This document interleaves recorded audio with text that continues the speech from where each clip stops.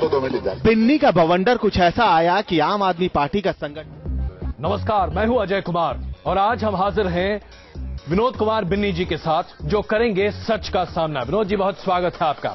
और आज हमारे साथ मौजूद है दिल्ली की कुछ जनता भी।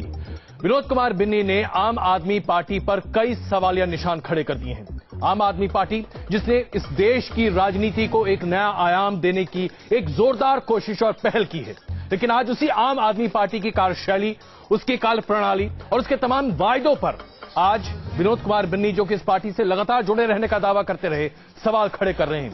सवाल गंभीर हैं और जो सवाल बिन्नी पर लगाए जा रहे हैं पार्टी के द्वारा या पार्टी के कार्यकर्ताओं के द्वारा, वो उससे भी ज्यादा गंभीर हैं। तो सच का सामना आज बिन्नी के साथ। लेकिन सबसे पहले एक छोटी सी रिपोर्ट कि अब तक क्या हुआ है। मैं है 10 बजने में 2-3 मिनट है, तो 2 मिनट इंतजार। बिन्नी का बवंडर कुछ ऐसा आया कि आम आदमी पार्टी का संगठन सिर से लेकर पांव तक हिल गया। नेता से लेकर मुख्यमंत्री तक हर कोई बिन्नी के सवालों की आंच में तपने लगा। लक्ष्मीनगर से विधानसभा की सीट जीतने वाले बिन्नी ने कहा कि पार्टी रास्ते से भटक गई है, लिहाजा बगावत ही सही, पार्टी को रास्ते पर लाना उनका फर्ज है। मैनिफेस्टो ये दिल्ली की जनता के साथ कहीं ना कहीं शब्दों का खेल है। ये सबसे बड़ा धोखा है दिल्ली की जनता के साथ। हालांकि पार्टी को बिन्नी की ये दलील हजम नहीं हो रही है। योगेंद्र यादव को बिन्नी के बागी तेवरों में अनुशासनहीनता नजर आई तो अरविंद केजरीवाल को मौका परस्ती। ऐसा लगा कि वो किसी और की दी हुई स्पीच पढ़ रहे हैं।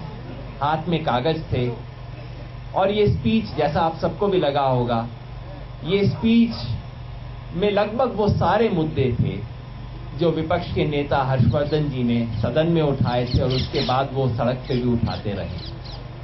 हमारे अपने साथी एक दी हुई स्पीच को पढ़ें या उसके मुद्दों को रखें, वही सारे मुद्दों को, ये देख के बहुत दुख हुआ। पहले वो मंत्री पद के लिए आए थे मेरे पास, हमने मना कर दिया।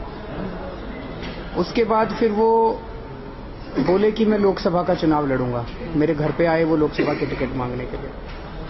तो पार्टी ने अब निर्णय लिया कि भाई जो भी सिटिंग एमएलए हैं उनको एमपी के लिए टिकट नहीं देंगे। ये तो नाराजगी उनकी लगातार क्यों है इतनी? वही जाने की क्यों नाराज हैं। बिन्नी का आरोप है कि पार्टी ने कांग्रेस के साथ भीतरी गठजोड़ कर लिया है और फैसला लेने से पहले कांग्रेस की मंजूरी लेती है। हालांकि पार्टी ने इस आरोप का कोई सीधा जवाब नहीं दिया, सिवाय इसके कि बिन्नी बीजेपी की लिखी स्क्रिप्ट पढ़ रहे हैं। आपके अंदर बिन्नी ने बगावत की जो बयार बहाई है, उसमें दूसरे नेताओं के भी सुर मिलने लगे हैं। अब कौन सच्चा है और कौन झूठा, इसका फैसला होगा न्यूज नेशन के स्टूडियो में लगी जनता की अदालत में। बिन्नी का होगा सच से सामना। तो ये देखा आपने किस तरीके से लगातार गतिविधियां होती रही हैं और बिन्नी साहब अपनी बचाव में कई बातें कहते भी रहे हैं। बिन्नी साहब, इससे पहले कि हम आगे बढ़ें, कई तरह से आप पर आरोप लगाए गए, लेकिन एक जो प्रमुख आरोप है कि आप अवसरवादी हैं। क्या आप अवसरवादी हैं? नहीं, मैं अगर अवसरवादी होता तो शायद उस समय पार्टी ज्वाइन ना करता जिस समय मैंने पार्टी ज्वाइन की थी। मैंने 15 मार्च 2013 को ये पार्टी ज्वाइन की। उस दिन पार्टी के पास देने के लिए कुछ नहीं था। अवसरवादी लोग वो हैं जो आज आम आदमी पार्टी को इतनी सीट आने के बाद, और सही मायने में शुद्ध भाषा में कहूं तो आज दुकानदारी इस पार्टी की चल गई है, तो आज जो लोग आने वाले लोग हैं वो अवसरवादी। तो नाम लेकर बात कीजिए ना। नहीं, आज आप किसको अवसरवादी कहते हैं? आपके साथी हैं बहुत सारे पत्रकार बंधु और तमाम बड़ी बड़ी हस्तियां जो आज इस पार्टी से जुड़ रही हैं, वो तमाम अवसरवादी। बिन्नी साहब, आप साफ साफ बात करने वाले हैं और हमारा कार्यक्रम जरा खरी खरी बात हो जाए।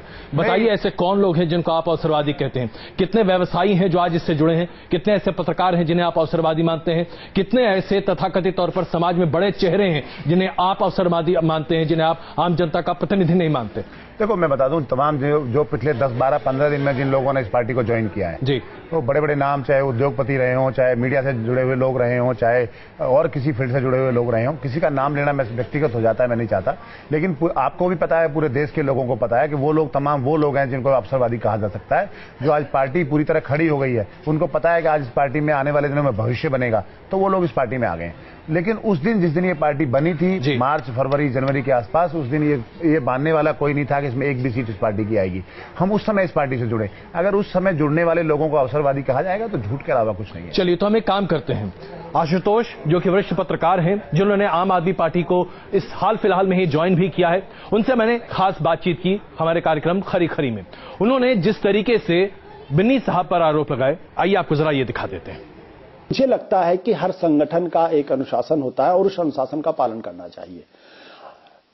जब हम उस अनुशासन की सीमा को लांघेंगे, अगर उन्होंने पार्टी फोरम पे बात को रखा होता, वहां उनकी शिकायतों का निराकरण नहीं होता, तब उनको यह शिकायत करने का हक था। आपने एक बार भी मसले को पार्टी फोरम में नहीं रखा। जब नहीं रखा और आप सीधे पब्लिक के पास चले जा रहे हैं, वहां से डायलॉग कर रहे हैं, यानी आपको इस बात की चिंता नहीं है। तो मुझे लगता है कि इतने वरिष्ठ व्यक्ति को कम से कम पार्टी का अनुशासन मानना चाहिए। और अनुशासन